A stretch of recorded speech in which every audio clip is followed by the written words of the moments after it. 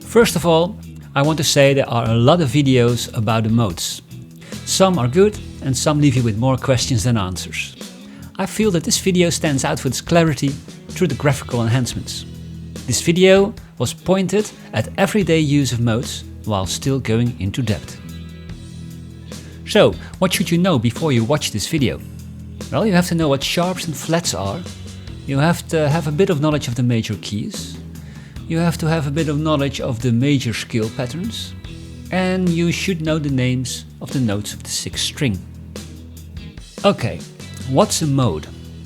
A mode is a scale just like any other scale.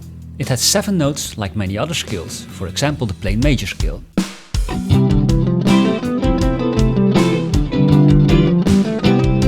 So what makes a mode a mode? Well, the difference between a plain major scale and a mode is that a mode is derived from a normal major scale, but has a certain twist, an anomaly which gives it a special character and sound. You could see modes as interesting variations of the good old major scale.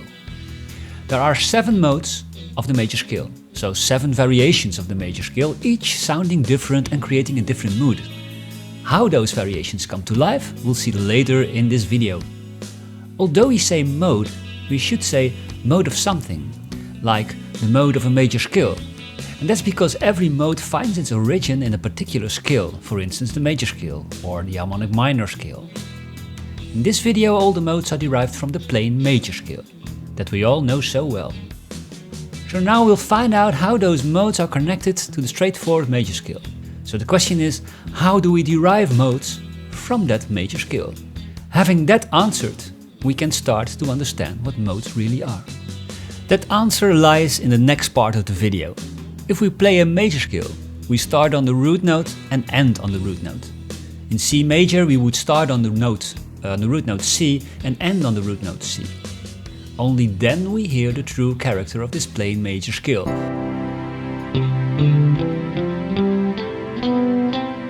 And that's because the character of the scale lies in the placement of the half steps. Now pay attention. In a major scale, the half steps are placed between the 3rd and the 4th note and the 7th and the 8th note, which is the root. It's like a kind of formula or definition of the major scale. As you can see, there are 7 notes in this scale. The point is that we can start the scale on every note of that major scale. And by doing that, the placement of the half steps will shift to other positions in the scale. And therefore, it will give us a different character and sound. So we could play the C major scale, for example, from the note D to D, resulting in a kind of D minor scale, but not quite the same. The normal D minor scale has a B flat on the 6th note, and this scale has a normal B. So the note B is a twist, the anomaly, and that will sound different. It will create a new mood you can't create with a plain major or minor scale. So we could start a scale on every note of the major scale. Now let's try to start on the 3rd note, E.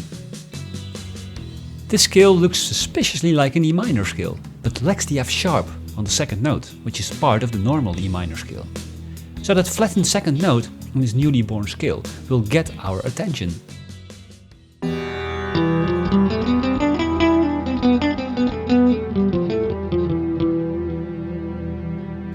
It sounds a bit Spanish, right?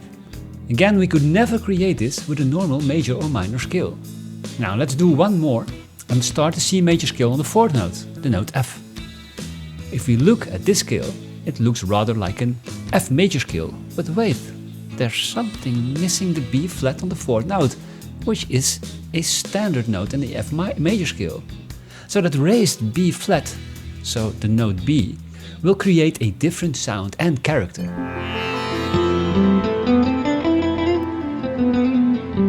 To me, it sounded a little bit dreamy, yet uplifting. What we did just now, we can do for every note in the major scale. Each time creating another scale with its own characteristic, its own mood, so another mode. To designate these modes, we can name them. Even the mode on the 1st note of a major scale, which is of course the major scale itself, has a modal name, and that is the Ionian mode. So here are all the modes, or scales, it's an exchangeable concept, and their roots having C major scale as our mother scale. Well, the first mode starting on the first note is called the Ionian mode, which is in fact the plain major scale. The second mode, starting on the second note of a major scale, is called the Dorian mode. The third mode we call the Phrygian mode. We call the fourth mode, starting on the fourth note, the Lydian mode. The mode that starts on the fifth note is called the Mixolydian mode. The mode on the sixth note is called the Aeolian mode, and you know this mode as a natural minor scale. The last one, which starts on the seventh note, goes by the name Locrian mode. The biggest and legitimate question is of course, why should I learn it and how do I use it? Well, first of all, it will definitely provide you with a way to learn the notes on the neck of the guitar, no doubt about that. And second, it will provide you with an arsenal of new tools for making music, create different sounds and more interesting improvisations. The sound of modes is used widely by all kinds of musicians in rock music, film scores, jazz, blues, ethnic music and sometimes even in pop music. Guitar players like John Petrucci, Guthrie Govan, Steve Vai, Joe Satriani, Frank Gamble, Alan Holdsworth, Ollie Miola, Paul Gilbert, John Mayer and so on, they all use modes frequently. Even every AC/DC riff with the chords A, G and D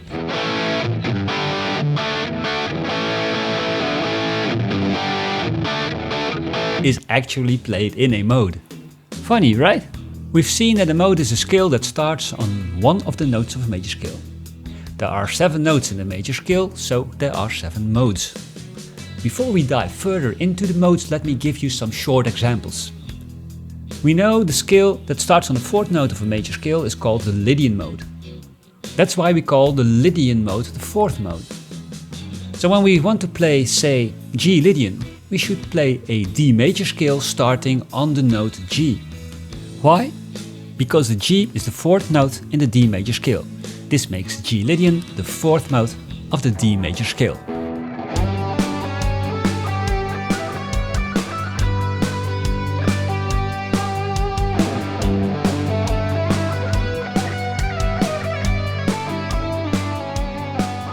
If we want to play C Lydian, we will look for a major scale where C is the 4th note.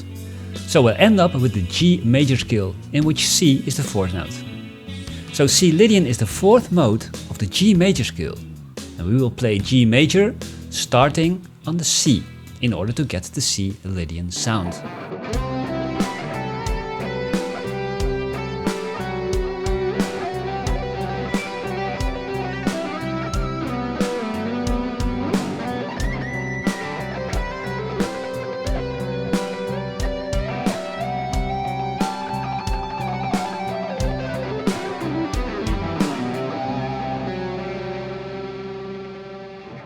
The Dorian mode is the 2nd mode and starts on the 2nd note of the major scale.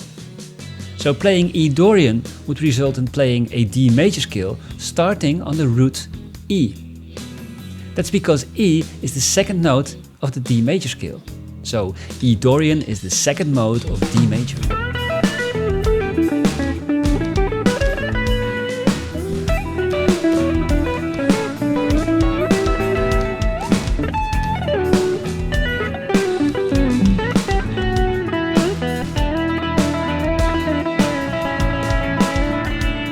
Now test yourself with this trivial intermezzo. If you want to play E Mixolydian, the 5th mode of a major scale, which major scale should I use? 1. C major, 2. A major, 3. G major. Well, the answer is A major, because the Mixolydian mode starts on the 5th note of a major scale. And that happens in the scale of A major. If we want to play A Dorian, from which major scale is that mode derived? Is it E major, is it A major, or is it G major? Well, the answer is G major, because the Dorian mode is the 2nd mode starting on the 2nd note of a major scale. A Dorian is the 2nd mode of G major. We still didn't play a single mode yet, so it's about time you hear and play the things you've learned so far. For that we have to compare the modes in sound. If we want a good and honest comparison, we should start on the same root with every mode we play. So we're going to analyze and play the modes all starting on the note A. Why the root A and not C, for instance? Well, for practical reasons. If we use C, we'll end up with keys having 5 flats, and it would make things unnecessarily complicated. So that's why we'll use the note A for the root, which leaves us with more guitar music related major keys.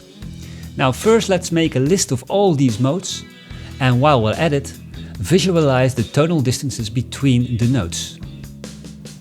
A Ionian, A Dorian, A Phrygian, A Lydian, A Mixolydian, A Aeolian, and A Locrian. The third note of any scale, called the third, determines if a scale is minor or major. Minor thirds, in this case the note C, create a minor sound, and major thirds, in this case C sharp, create a major sound. So in this table we discover 3 major modes, Ionian, Lydian and Mixolydian, and 4 minor modes, Dorian, Phrygian, Aeolian and Locrian. The placement of the half steps makes a scale sound like it sounds, and is different with each mode. You'll notice that those half steps shift in a regular way, creating a new sound and character with each consecutive mode. So by emphasizing those half steps while improvising in a mode, we'll grasp the essence of that particular mode. Say we want to play a Phrygian. In this mode we'll emphasize the interval A B flat and E F to get a genuine Phrygian sound. Now I will play all the modes as scales and try to stress the half steps. The chords over which I will play the modal scales will bear an extra note which is characteristic for that mode. And I will make another dedicated video for using chords in modal scales. There's a backing track available on this channel which will lead you through every mode.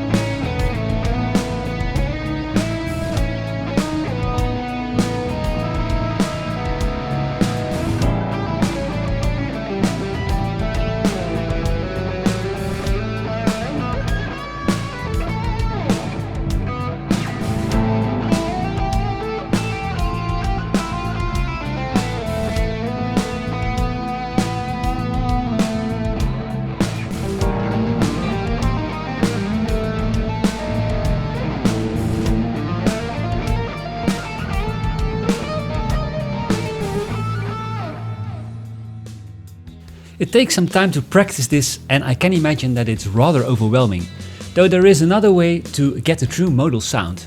The thing is that every mode has at least one note which is characteristic for that mode, in comparison to the normal minor or major scale. A kind of trigger note, because such a note would trigger a particular modal sound. So let me explain this to you. The first mode is in fact a major scale.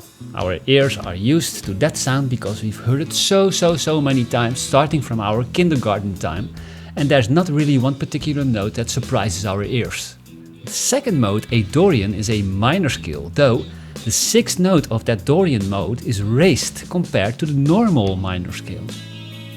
So that raised sixth note in the Dorian mode will stand out and surprises our ears and mind. So we can say that the Dorian mode is a minor scale with a raised sixth note.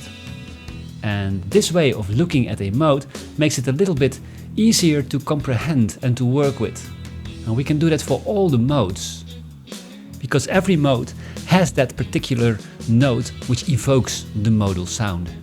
The Dorian mode. a minor scale with a raised sixth note. It has one extra sharp or one less flat compared to the normal minor scale. Phrygian. It's a minor scale, but with a flattened second note. It has one less sharp or one extra flat compared to the normal minor scale. The Lydian mode. It's a major scale with a raised fourth note. It has one extra sharp or one less flat compared to the major scale. Mixolydian. A major scale with a flattened seventh note.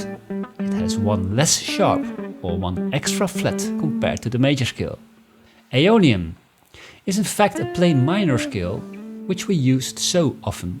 The Locrian mode, the last one, is a minor scale with a flattened second and flattened five, which gives it a diminished sound. It has two extra flats or two less sharps. So to study the modes and get a grip on them, I think it's best to choose one root and play all the modes of that particular root, keeping in mind three things. First, what is the characteristic note for that particular mode? What's the trigger note? 2. Which are the half steps that I need to emphasize? And 3. Of which plain major scale is this mode derived? In order to make things as easy as possible, we could mark the notes in the proper scale pattern. As I said before, there's a backing track on my channel for practicing all the modes in one backing track. Link is in the description. Now let's look at the scale of all the modes with the root E, starting with E Dorian. E Dorian starts on the second note of D major. Characteristic note is the raised sixth, the note C sharp. The half steps are between the second and the third note and the sixth and the seventh. This results in the following visually enhanced scale diagram. Now we can play the E Dorian mode with all its characteristics.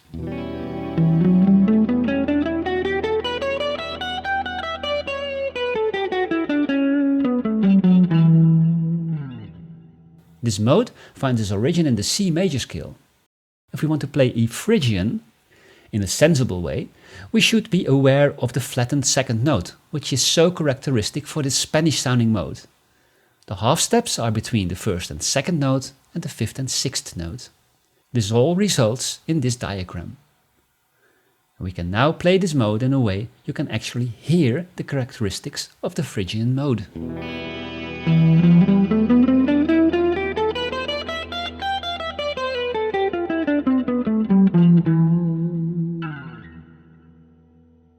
E Lydian is a beautiful major sounding mode, slightly overused in film scores and TV themes, and it finds its origin in the B major scale, because E is the fourth note in that B major scale. The characteristic note in E Lydian is the raised fourth note, A sharp in this case. The half steps lie between the fourth and fifth note and between the seventh and eighth note. This results in a visual enhanced diagram, and E Lydian sounds like this.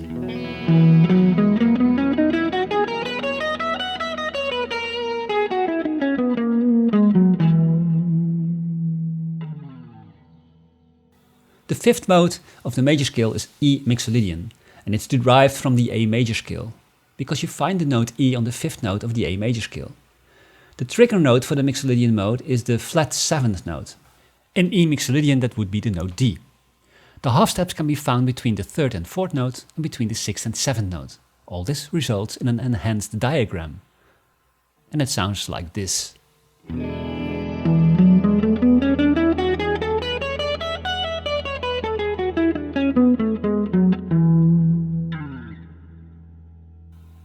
This scale is in fact the natural minor scale. If there was a trigger note, then it would be the notes G and C. You could emphasize the half steps between the second and third note and the fifth and sixth. E Aeolian finds its origin in the G major scale, and this results in this enhanced diagram. And this is the Aeolian sound.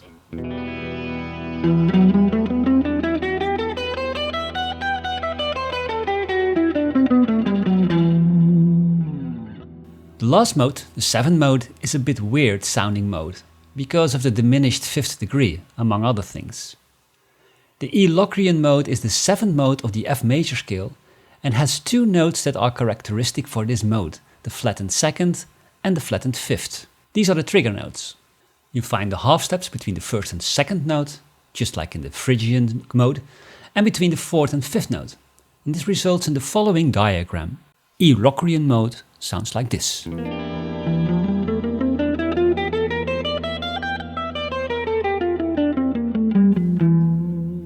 So I hope this clarifies a lot using modes in everyday playing.